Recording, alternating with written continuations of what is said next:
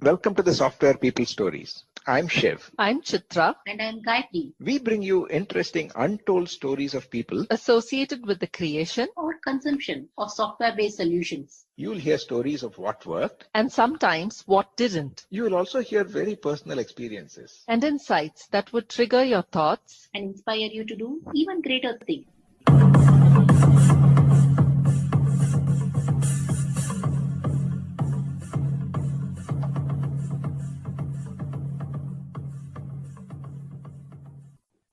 The last year or more has been a tough one for all of us, and the second wave of COVID-19 has been much worse. To help those affected by the pandemic in India, the podcasting community has come together under the hashtag #PodForChange banner to raise funds through an exclusive NGO partner, Give India. Please join PM Power Consulting and the Software People Stories and hashtag #PodForChange as we look to make a positive impact in the lives of those affected by COVID-19. Please visit the link in the description. Someone really needs the help.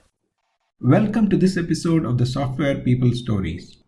Gayatri is in conversation with Amit Sarangi, an Agile Evangelist and coach. In this conversation, Amit shares his experience right from childhood about learning through stories influenced by his parents and how he started his career as a business analyst and finally grew into being an Agile coach.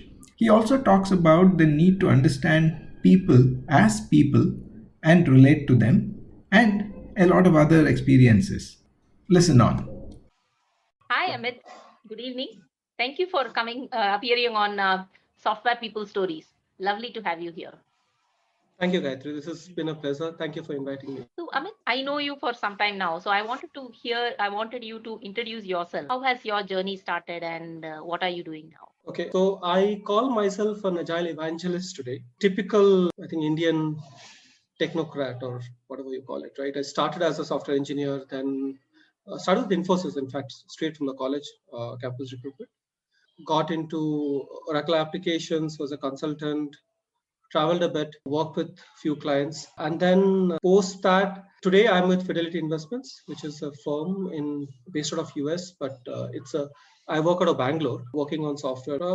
Again, came to Fidelity as a delivery lead or a manager, but then I got this opportunity to become a coach, Agile coach. I have been dabbling with Agile as a manager here and there. It was an opportunity to try something different.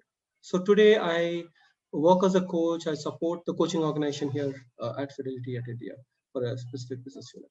So that's been my journey, and it's been an interesting one. All right. So many questions are coming to my mind, Amit.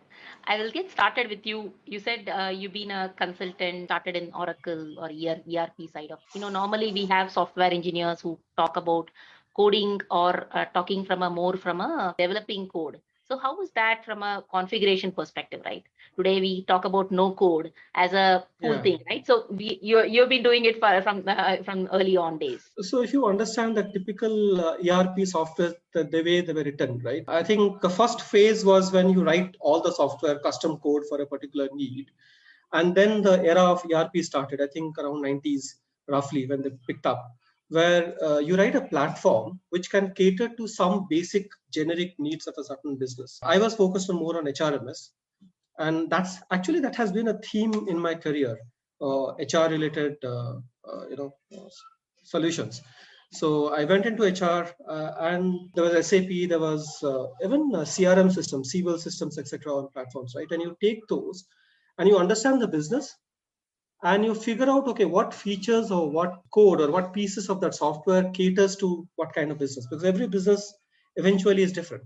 The way they do it, maybe the basic functions are the same, but the way it connects, way it all integrates together, they're different. My job was to understand as an analyst and as a functional consultant or a techno-functional consultant, was to go in, work with the business, work with the client, understand how it should be, then go back. I understand my platform, which was Oracle HRMS systems, and say, okay, this can be configured this way.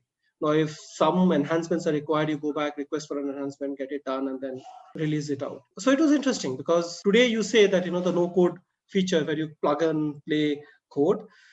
This is more so. It was like all checklists. Okay, these are the features if you toggle on and toggle off, and a feature gets enabled and you take it forward from that. It was a little bit of more PL/SQL that time, where you used to do these enhancements. Okay, this database, that database, small hooks, user hooks that are provided to you, where you can just latch on your small piece of code just to give that additional bit of functionality. Yeah, been there from the start. I never realized that it was a movement that will become so widespread, but yes, we were a part of it. I know it's right now, while earlier HRMS was on-prem, now everything is off-prem and it becoming more as a service, right? Yes. Many organizations are moving it as a service or a no-code base and add a few functionalities, right? It is amazing to for you to talk about. I remember I joined Infosys right off my college, so it is the original one was having a Dart, having some of those, the war kind of a systems for him, HR management, Alcons, and all of that.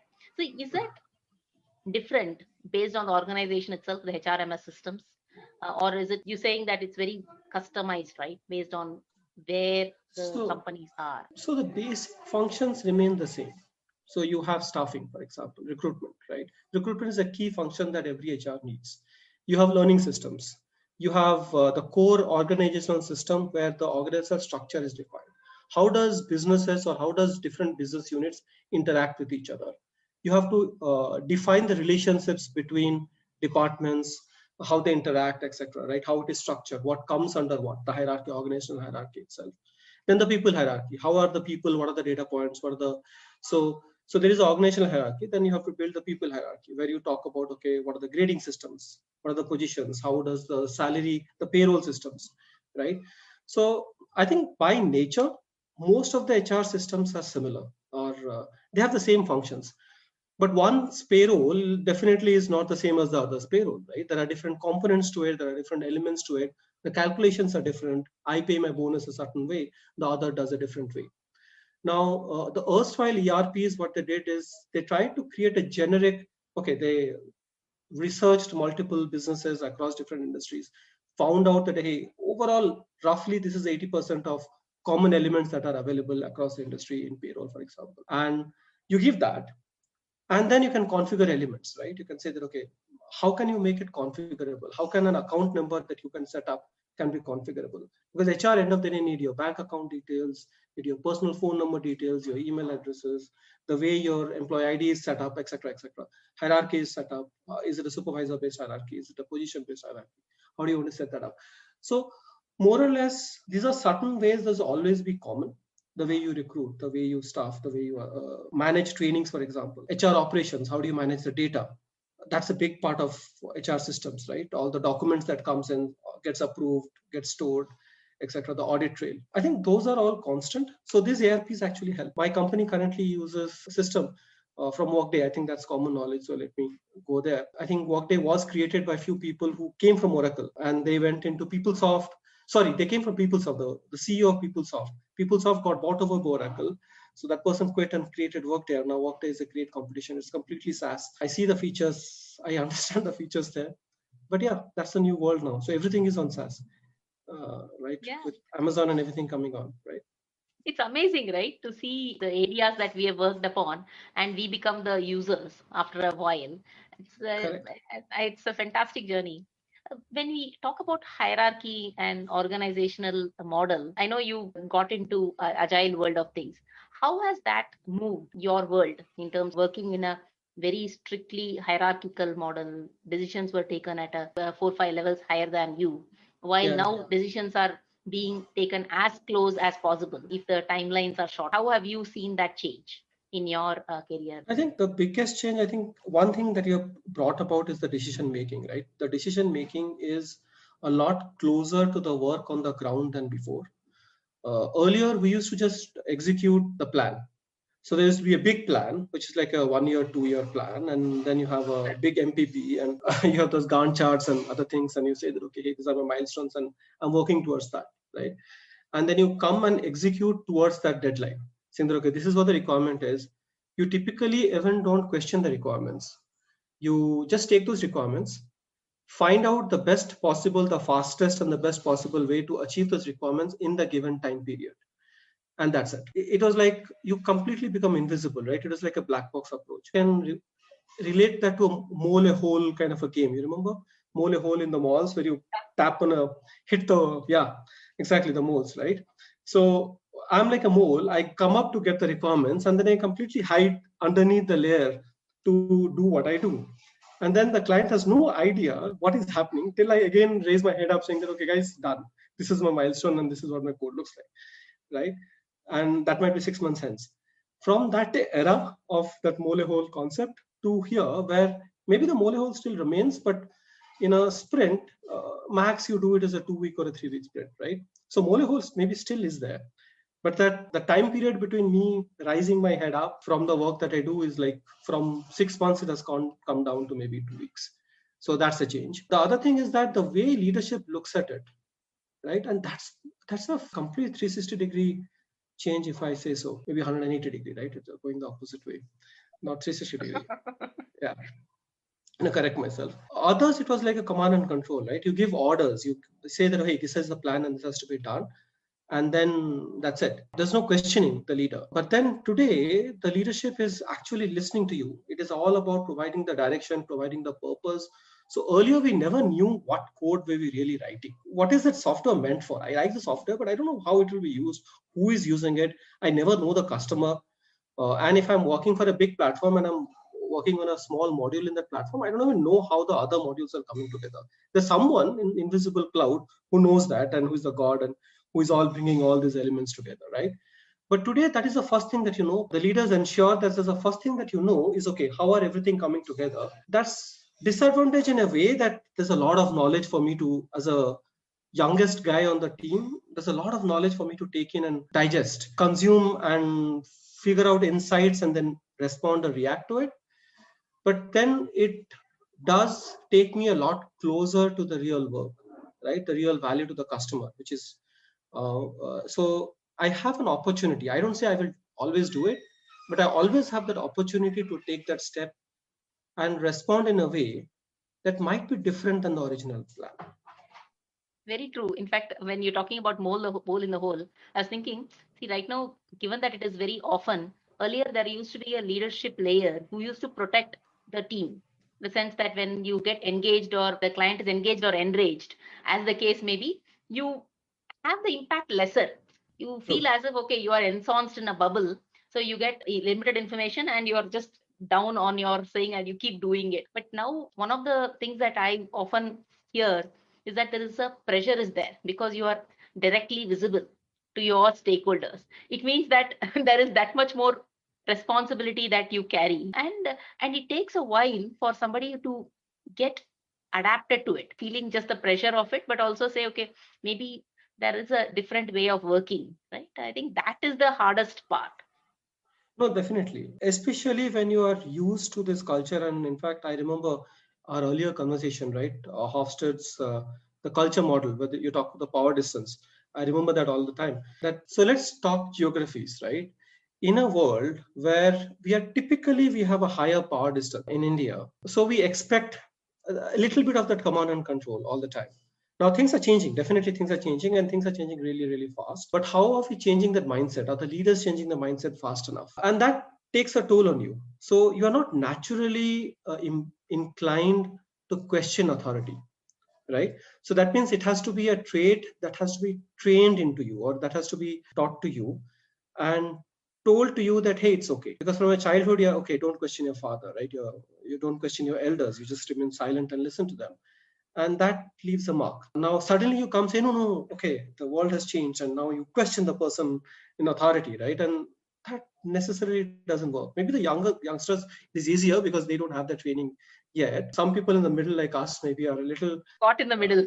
caught in the middle, exactly. So we'll have to figure it out. We have to learn. So I think that's where the empowering or the training or the enabling comes in. And as senior leaders, it is the job of leaders, or I call that management, going back to management 3.0 concepts, right? Not managers, but management. It is the job of the management to create that environment where the middle management is empowered. They know that, okay, hey, they can give up, right? Give up that control. And they can create so their job is to provide direction and build an environment where the people closest to the ground, closest to the real work that is happening, are also the ones who can take those decisions or calls. to find out the fastest and the best way towards that value. Very true, Amit. In fact, some of the things that you're talking about, ensuring that you as a person are enabling, and that takes a long higher impact, right? Rather than fishing for somebody, teaching them to fish, and making those innovation happening all the time. Because more and more voices are heard, more and more you get a sense that okay, some our work is done here. Maybe there is another area that needs a better work. So when we talk about agile and empiricism, how is that data are you using, enabling decisions or enabling your teams to understand how they are doing? Are you using some techniques around that, Amit? I think from a data perspective, it's all drives down to a couple of things in my mind. This is just a personal opinion here. One is about access. Access to the right information at the right time, right? So one is about access to the right information. Second is about the capability to draw insights out of the data. Data as is worth nothing. It's just garbage, right? So garbage in, garbage out. Only once you have models, mental models, data models that can be applied to that raw data to draw insights, then it is powerful. Now, the third leg in that tripod, and which is the most important one, is action. If there is no engine to take those insights and draw actionable items out of it and take it forward, and then the feedback loop should go back to the action, that closes the loop, right? Then again, data is not powerful.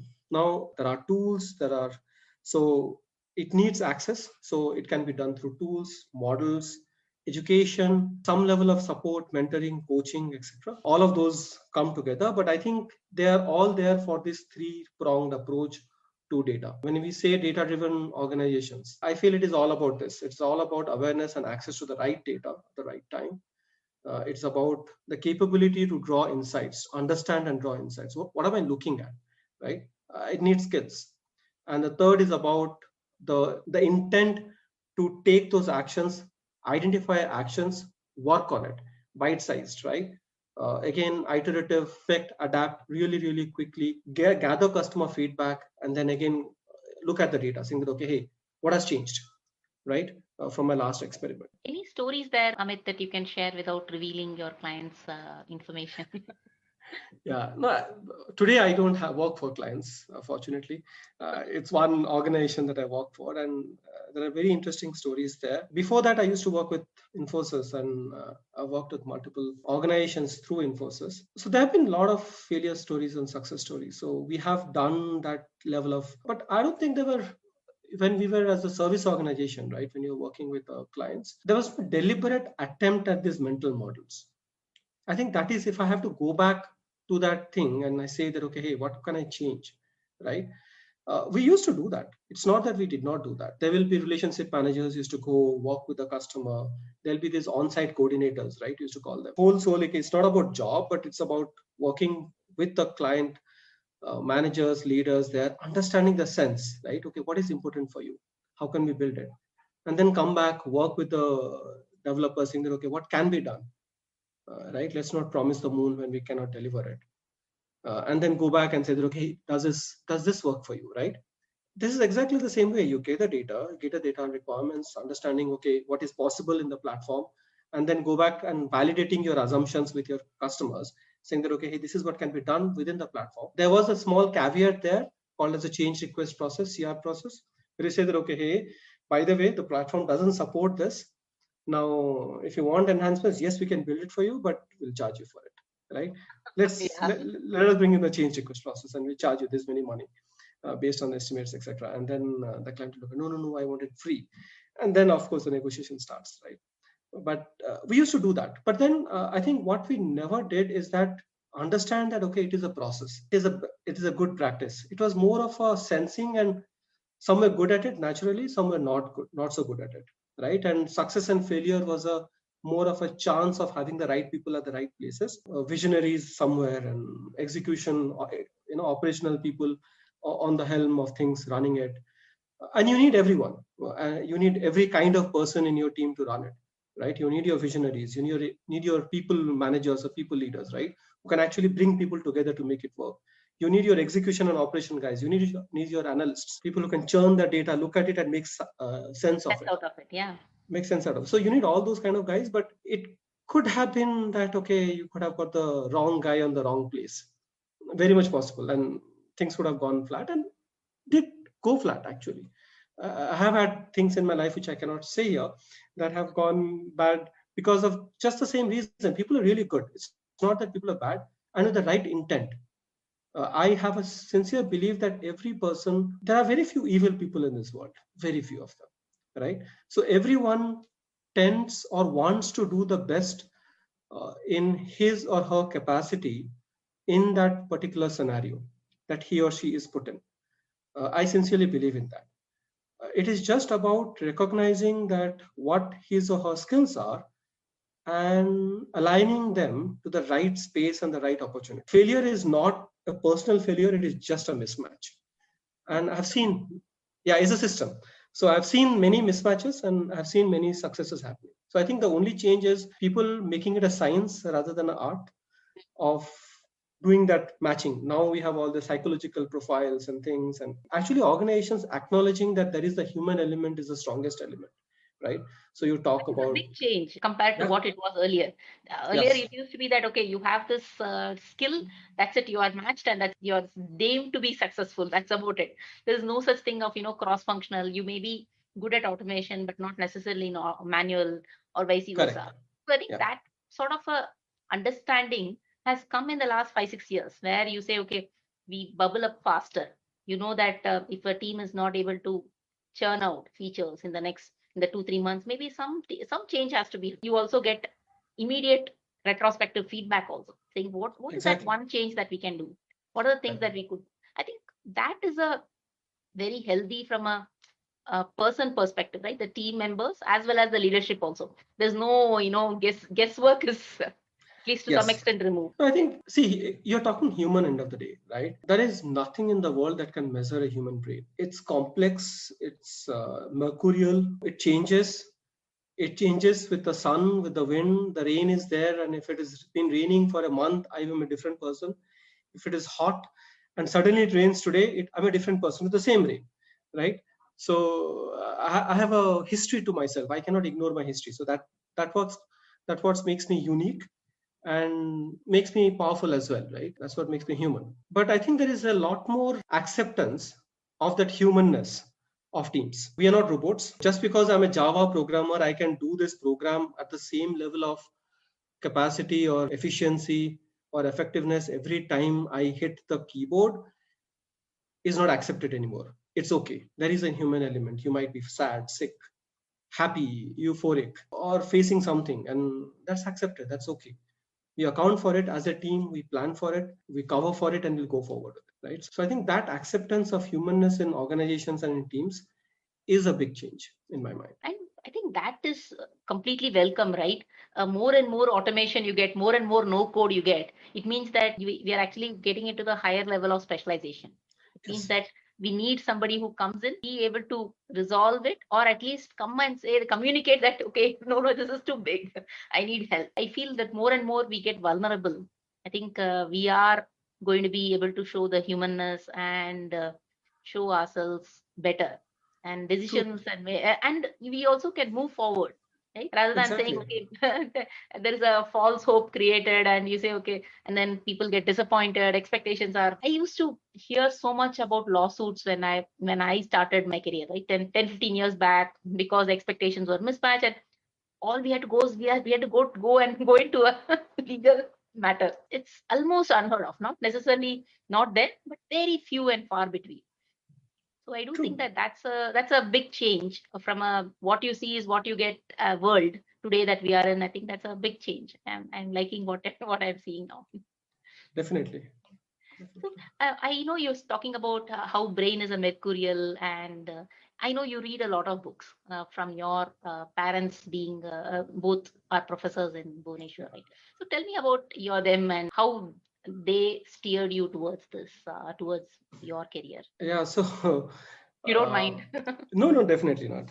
Definitely not. My childhood was a little different. Being born to professors, and they're both from Sanskrit professors, right? I got exposed to stories a lot. Now I realize, by the way, this is all retrospective, okay? I did not have this realization till maybe a long time in my adulthood. But now I realize that what actually shaped you was this exposure to a ton of stories. Because Sanskrit, because of course it's a ancient language, a lot of the scriptures are there in Sanskrit. So you had these tikas, which were basically translations of by various people of different Sanskrit textures. And believe me, and my love for mythology and stories came from there. Beautiful stories and beautiful, imaginative worlds where things are coming in, and it's sometimes real, sometimes a little unreal, but all happening together, right? And you get introduced to that world, and you get introduced to dreams, and you get introduced to unreal possibilities, opportunities, right? So you realize that maybe nothing is impossible, because in some world, in some realm, it is possible. And yes, I have been brought up, and because of the scriptures and everything, our Indian way of life, right? I always had this image in my childhood, and I think, sorry, this image comes to me suddenly, of Nida Vishnu. I'm not sure if you understand, if you have heard of that. So Nida Vishnu, they say, is the creator who is beyond all these universes. So all the universe has been imagined as multiple universes. So it's about DC or Marvel's parallel universe concept, right? So there are millions and millions of these universes all around, and they are nothing but droplets or atoms that Nidavishnu is sleeping on the Seshanar, and he is breathing in and out. And these universes are getting destroyed and being created with every breath, right? If that is true somehow, then anything and everything at the same time can be true or not true. Yeah, so you always get this opportunity to dream and somewhere, and you can make up stories, and so your mind becomes a little bit more open to different possibilities. And that was a very influential aspect, that you are just open to possibilities. That's it. You're open to stories. You're exposed to a ton of books. My house had a lot less furniture than books. Can imagine. Yeah, my father was a hoarder of books, and somewhere all my siblings, we have inherited the same bad habit, which our respective spouses necessarily don't like. Like, we hoard books. We don't read them as much. We just love to hoard them. Fantastic, Amit. You're saying is there are realms of possibilities, and it's a matter of creating our own. What you talked about mental model in the earlier when we're talking about professional, it's a similar thing, right? If you create a mental model of possibilities, this is a way you can try it. I think that also brings a very positive view to your own world, right? And you say, okay, there is a spin of positivity that you bring in, and that in itself opens up several doors, not necessarily physical doors, but also mental doors. Like, let me try this option. Maybe this is something that doesn't work. Let's try something else. I think that is a very, very positive impact. I am enjoying your story there. Thank you. Thank you, Gayatri. I think you're right. If I have to apply that, right, to our current life or world or in the professional life, the one thing is that the will to experiment and curiosity about every aspect, just asking the questions. And I think I'll take your word, vulnerable, right? Being vulnerable not to be right most of the times, by the way, because when you're asking questions, you are also exposing your innate you don't know, right? Ignorance. Yeah. Ignorance. You think that leaders are supposed to know everything. That's not necessarily true, or you have to be knowing, but not necessarily everything. Yeah. Exactly. No, I think that is where maturity comes in. It's that curve of knowledge. Okay. You come Dunning-Kruger's effect, right?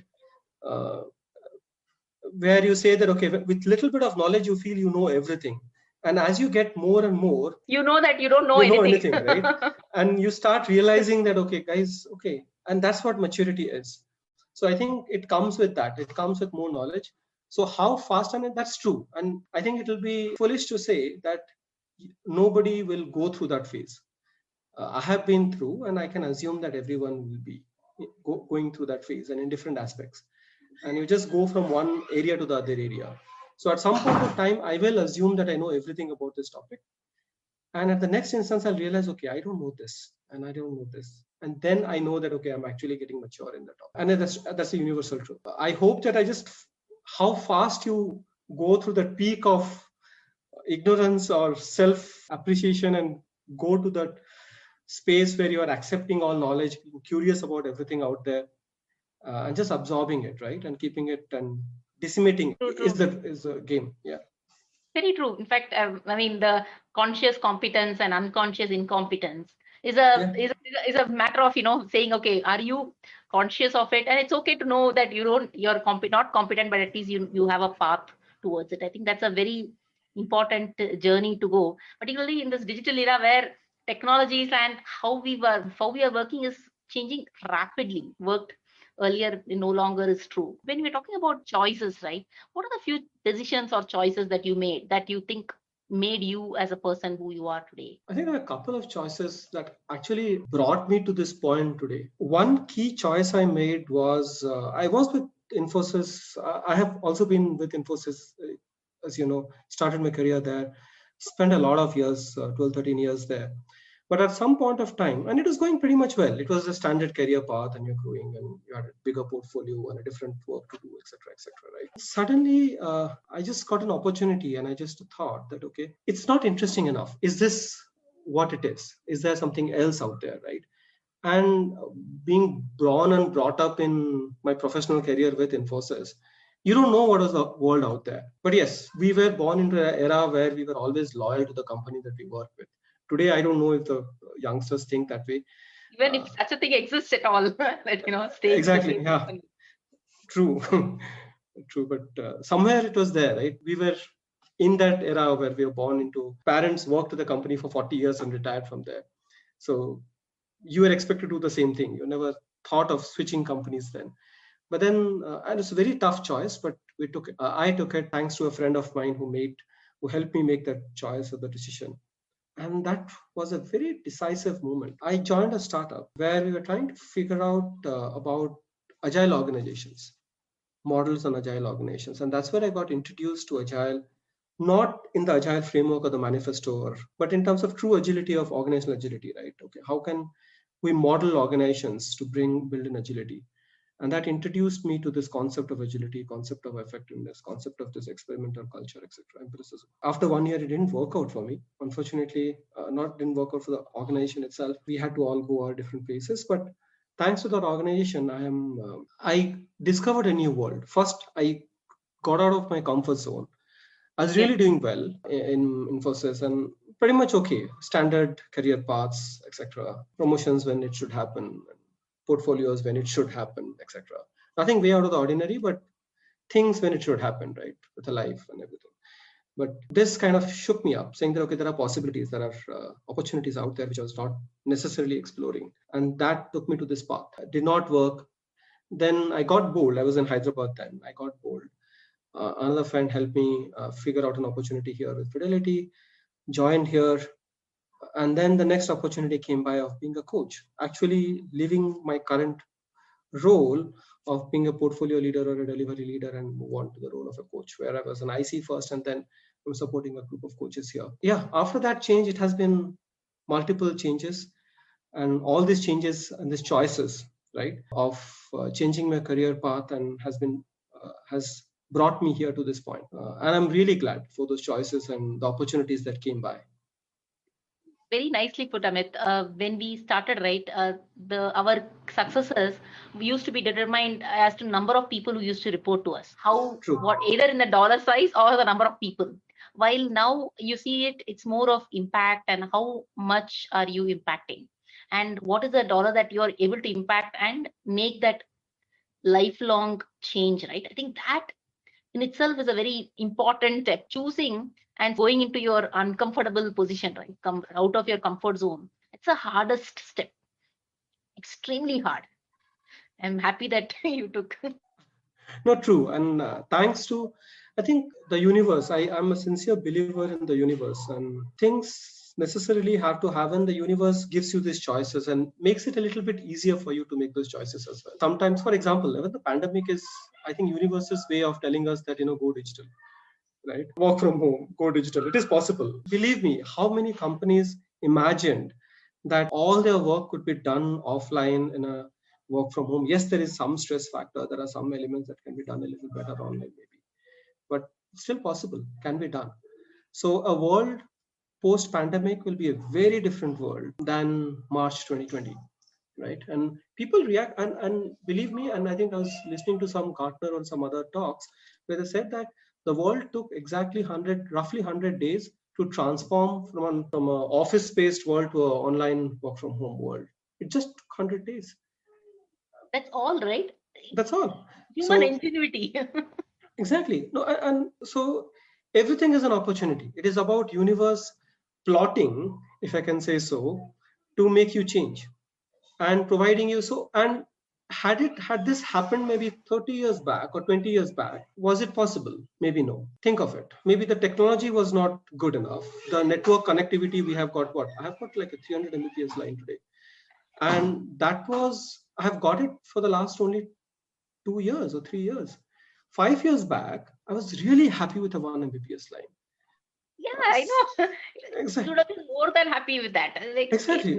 can you imagine? I mean, video calls are the norm. Things that are, streaming, no issues. Documents are being such a large documents are being downloaded, updated. In fact, we have cells to PPTs being updated by 5-6 people together at the same time. Yeah. Hyper collaboration at the max. True. And organizations have completely gone online. So they're working with Office 365, Google Docs, etc. So why do we need a laptop if I can completely work online? All this collaboration, Slack, Teams, and everything, etc., coming in together. So everything is going online. What I need is just a very high-powered bandwidth. And okay, I'll share one story. This time around March, I went back to my village. It was been a year and I wanted to go meet them. Okay. I went there. And the surprise is, I was telling, see, my neighbor, everyone is an uncle there, right? My uncle there, and I'm talking to him. Of course, he's old, and he talked, okay, what are you doing? No, yeah, how are you working here? No, I got broadband, and I'm working here. So, oh yeah, you got broadband, and the way he said broadband, there was a familiar tone to it. I was really surprised. Okay, you know broadband, because think of it, my phone doesn't have couple of years back, I used to struggle for a phone network. My phone will not come, right? And thanks to Jio, luckily that now phone works in my village. Nothing else works. Okay. But he was talking broadband. Yeah, I know broadband. Yeah. Okay, how do you know broadband? Okay. There were like 6-7 people from Chennai. They used to work in there. Now they're all in the village. Poor guys. They came back after this pandemic, and they have taken connections here, and they're working. Okay. Think of it. Now that is a possibility, real possibility, where I can be in my village. There's a fine broadband connection. I can sit near the pond where I used to fish earlier in my childhood, and there'll be no phone network, nothing. Even the power cuts will be there for like 10 hours a day types. And now in the middle of the pond, I can just sit there and connect my laptop, and I can work from there with a beautiful natural background. I don't have to have this, fake background created. fake backgrounds created. Yeah? Beautiful backgrounds. Yeah. People will be jealous. I don't know if technology is a positive or a negative, but it is there, and it was possible today, right? I think what I was alluding to is that opportunity happens at the right time, like Uber, right? Uber could not have happened if smartphones were not there, or the connectivity, or if I would have like the earlier days of 2G, when map and other things doesn't work that fast on my phone, 4G doesn't exist, Uber was not possible. Uber was made possible because of Google Maps, because of a lot of other technologies that came in, right? And it's all an iterative addition from the previous. And you just keep adding on the top of it and just realize, okay, what we have, and go forward, and just look out for those opportunities where the universe gives us these possibilities, right? So we have to explore those possibilities. Very nicely put, Amit. In fact, what you're saying is we are standing on shoulders giants, and we have to make our shoulders broad enough so that others can stand on us and go further and further. I think that's what our legacy is. I've been thinking, now I'm an old person, so I have to think of legacy, right? So we have to reality. Age catches up with you. You have to think of legacies. So what's your legacy? This is a question that comes to my mind. And I think that is what your legacy is. You live the world a little better than before. My wife and me will maybe disagree on that, what better means. Technology versus is more into nature, and okay, we are destroying nature by bringing in all this technology, etc. But so maybe somewhere in the middle. Maybe can technology help preserve nature? Because yes, because with the digital world, I don't need so much of energy, right? I just need microvolts and millivolts to work, rather than 1,000 volts to make a motor work, right? Can that be done? Very, very nicely put, Amit. What is your legacy and where are you going to take that away from here, right? It's been an excellent conversation so far, Amit. I couldn't even believe that our time is off past. So I want any final thoughts that you want to share with our listeners? I think I'll just leave it to the last thing that we were talking about, right? It's all about being curious. It's all about the potential, right? It is all about exploring the possibilities. One thing is that you cannot ignore the past. There's no point in reinventing the wheel. So realizing, understanding where we are, what we do, then looking at the future. So you'll have to look at both past and the future. I think somebody said that, if you don't understand your past, you don't know where you come from. Correct. So you need to know where you have come from, and where you have come from. Once you realize where you have come from, you know your roots. That should tell you where you want to go, and then just open up your eyes and just see. Wow, fantastic, Amit. Thank you so much for your time, and it's been a great conversation.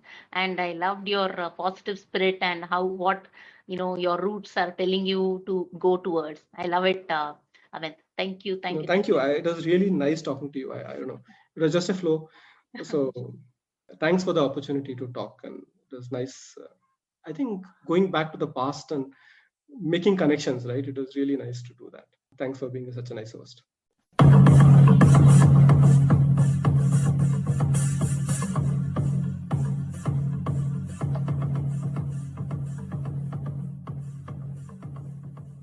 We thank Siddharth for the music and Anita for promoting the Software People Stories. If you like this episode, Please subscribe on your favorite podcast client. And spread the word in your network. if you'd like to share your story, Contact us at podcasts@pm-powerconsulting.com.